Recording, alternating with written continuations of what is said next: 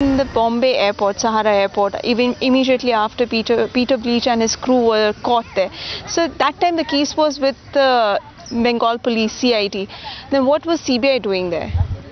Yes, I think you're referring to the Purulia airdropping of arms case.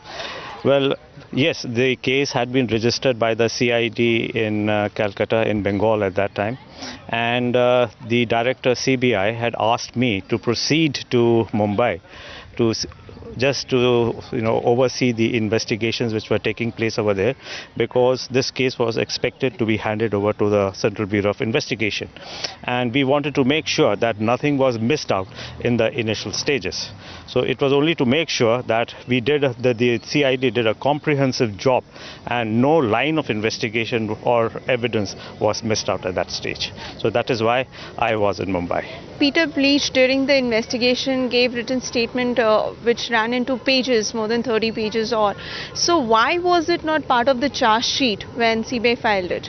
You see, when an accused person is examined, he can be examined at different times to help the investigation progress further. And in this particular case, between Peter Bleach's apprehension at Mumbai and his production, he was taken to Calcutta, produced in a court in Purulia, and then brought back and kept taken in custody. You see, during that period he had given about 6 statements, and these statements were studied very seriously by the investigating officers in the CBI, because the case by then had been made over to the organization, and we found that there were some very interesting leads.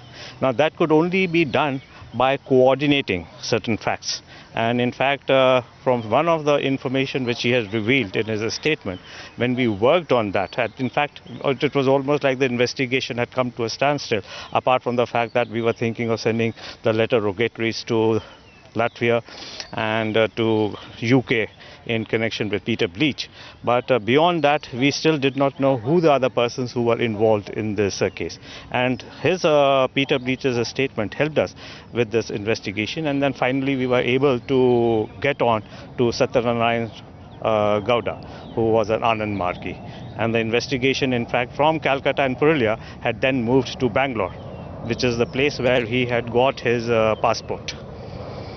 So these statements are recorded, and if the statement of the accused is required to be produced in court, it definitely it is. But in the court itself, you see, this is a statement which he is making to the investigating officer. It is not a confession, it is not an admission of anything.